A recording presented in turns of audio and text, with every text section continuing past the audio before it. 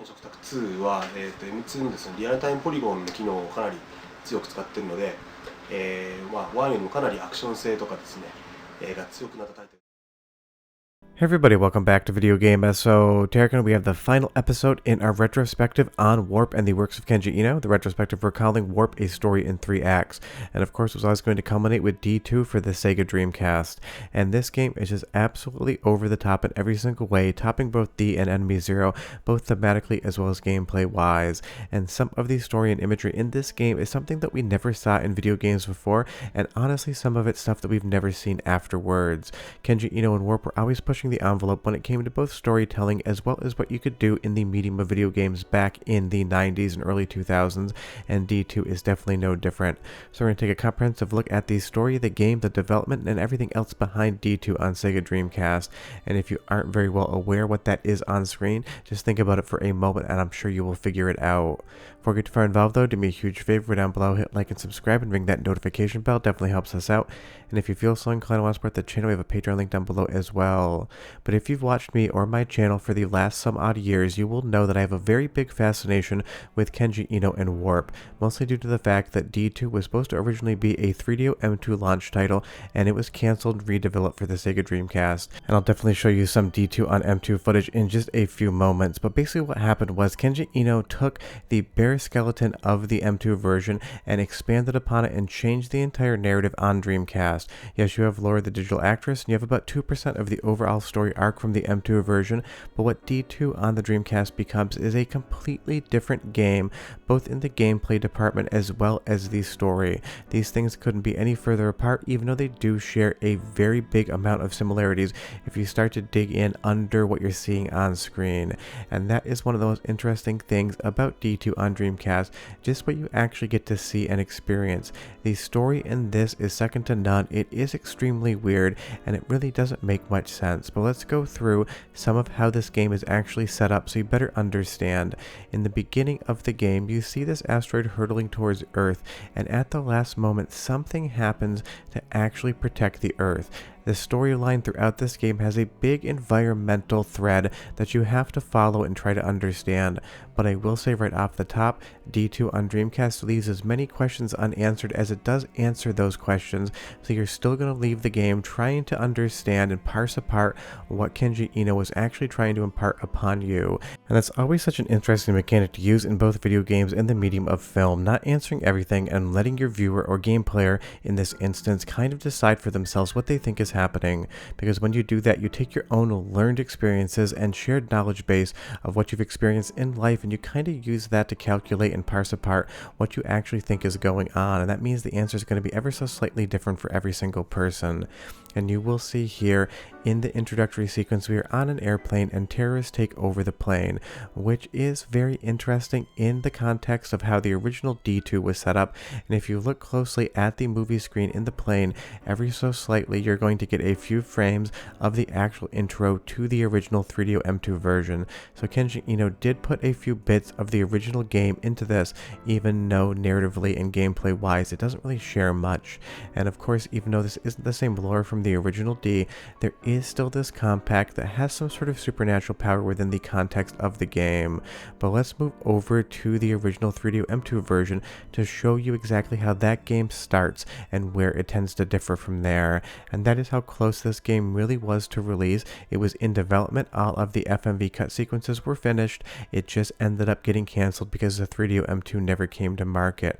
You have the same airplane here, but as opposed to actually having terrorists come on, you have this entity which seems to be Laura Parton's father and or Vlad Dracula or Vlad Tepes coming in and stealing her unborn child to transport them back in history to Transylvania to give Dracula a son and heir.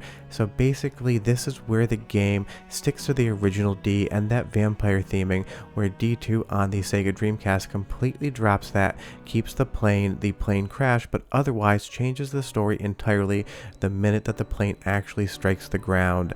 and it is so interesting to think that Kenji Eno, having an opportunity to bring D2 to the Dreamcast, didn't keep any of the work whatsoever that he had done on the 3DO M2, because that game, from what I have heard, is about 75 to 80% complete and just needed a little bit more polish. But what happens is, once the plane crashes, you mysteriously end up in a bed in a cabin, and the game is never really going to explain to you, except in shades later on, how it is you survive this entire plane crash. The game leaves so many things unanswered, which is kind of why I've always loved it. I feel like in this generation of video games, the story designers basically had to spell everything out for you, hold you by the hand, and walk you from story beat to story beat, making sure that you could not get lost.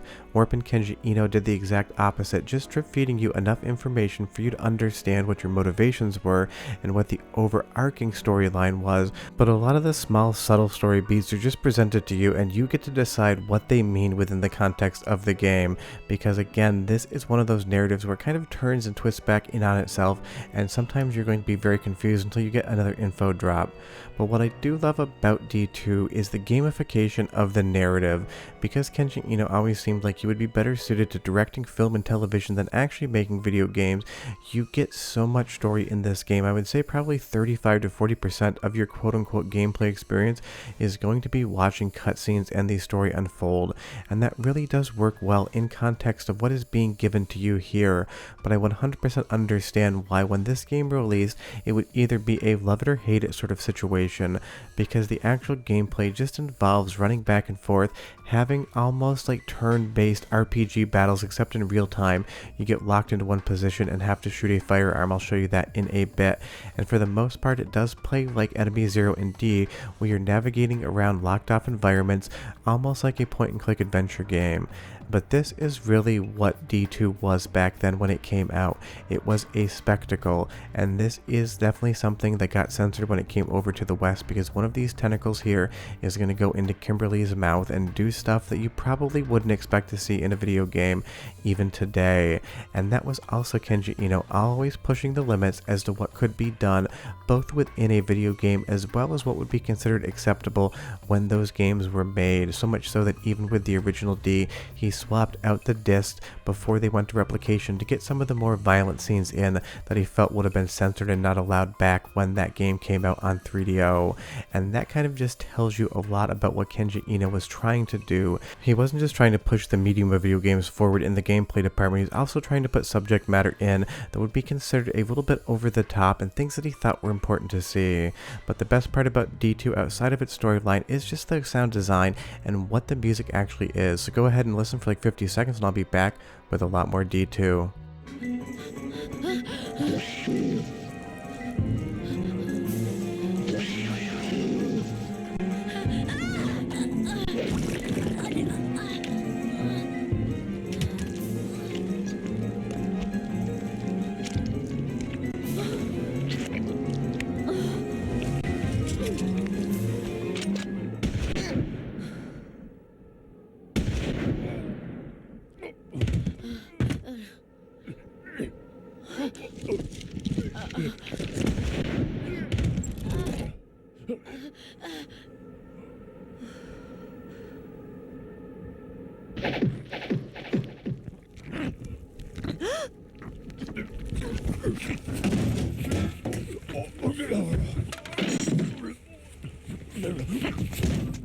D2 and WARP in general just don't get enough credit for their sound design and musical compositions. That's because Kenji Eno was not just a game director, he was also a musician and composer in his real life, and most of the music you hear within his games is something that he composed himself.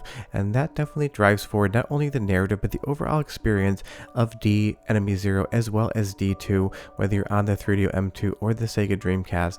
These games have a very specific sound to them that always drives home just how strange they truly are. Like this character right here, who you're encountering in a friendly manner now and will encounter in a very unfriendly manner later.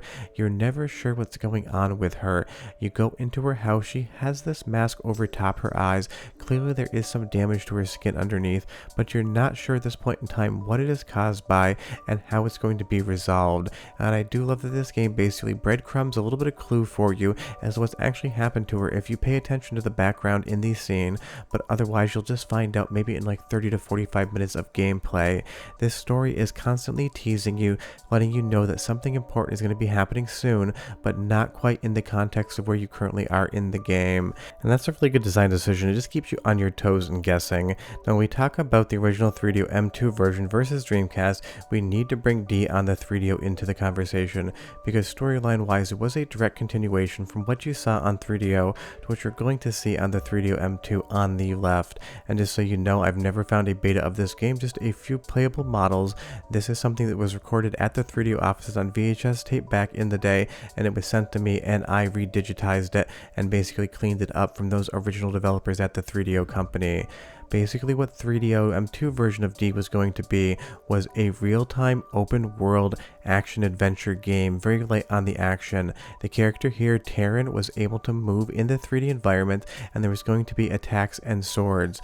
And you'll see here, if we compare the original D to D2, that gameplay hook is still here in parts, where Laura, whether she's on Dreamcast or 3DO, has that same point-and-click adventure style gameplay.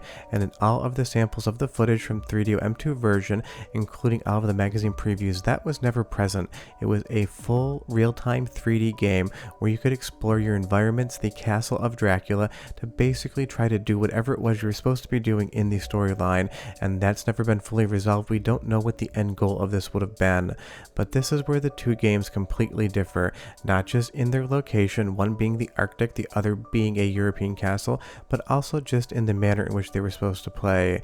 And I have no idea if the 3DO M2 version would have been quote-unquote better than the Dreamcast version, but it is one that I've always been desperate to experience. But unfortunately, every single lead I've ever hunted down on a potential prototype for this game has led to a dead end. At this point in time, if it does exist out there, nobody knows about it. Honestly, I do believe it's probably lost media at this point in time, unfortunately, outside of the one playable demo that I released for everyone for free to experience if they do have 3DO M2 hardware.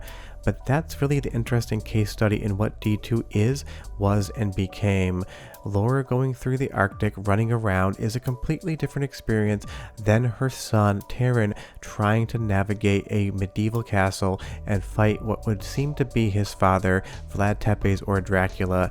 And that, honestly, to me, is maybe the storyline I would prefer, because the original D was so interesting. I did want to see a continuation to that. While I absolutely love D2 on Dreamcast and consider it one of the Dreamcast's best games, I've always been left with that what-if scenario in my head. Had Panasonic not canceled the 3DO M2, had they let that come to market, what exactly would we actually be playing today? What that story would have become, and maybe it even led into a D3, continuing that as an actual trilogy. But those are the sort of things we'll never get to find out, because unfortunately Kenji Eno has passed away, and after the cancellation, he never really talked about the title. And you will see here in D2, just like the original D, that compact again plays a very centralized purpose. And even though Laura was just a digital actress in all three of the incarnations you see her in games, D, Enemy 0, and D2, it might look like Laura because it is the actress, but they do not share any storyline as far as continuity is concerned. Every time you see Laura in a different game, it's a completely different human being. And you'll see here as we move over to D again, there are some things that are shared, like the voice coming down from above, giving you some story narration and motivation. Kenji Eno did borrow from all of the games he made and kind of made them feel the same, while also giving them their own narrative structure. And that has always been something that confuses a lot of people about this trilogy, I feel like, and no one's ever quite sure whether or not they're playing the same Laura or a different Laura, because the storylines, even though they separate, do have enough in common where you feel like there is some tangential relationship between all three games. And that is because there is a relationship between all three games. They were all made by the mind of Kenji Eno, and even if they exist in separate universes, there's so much shared between them. And that is why I wish Kenji Eno had continued to make games. I would have been painfully curious to find out what he would have done next. But again, just like all these games existing in alternate realities, we have to find that alternate reality to find out what the actual answer to that question would be. Because Kenji Eno took a break from game development, and when he came back out, he made You, Me, and the Cubes, and then unfortunately had an untimely passing due to health issues. So we never really got to see whether or not he was going to continue on this arc after releasing that one WiiWare game. If you're wondering why this man is burning alive, you'll just have to play D2, and that really is the main takeaway if you've never played this game before. It is an absolute experience. The entire D trilogy, D, Enemy Zero, and D2, is something that you really never saw in video games, and honestly rarely ever see now. I think the closest comparison would be somebody like Swery45 or Suda51, making games that both had interesting gameplay as well as over-the-top stories, but where those two kind of just hype up the weirdness factor and go 11 out of 10 in the strangeness. Kenji Eno's games, while being strange in their own right, were very subtle affairs that really weren't trying to go over the top just to be funny or amusing about it. They were trying to be different, and that is why these three games are some of my favorite of all time, and why I decided to do a retrospective on Kenji Eno.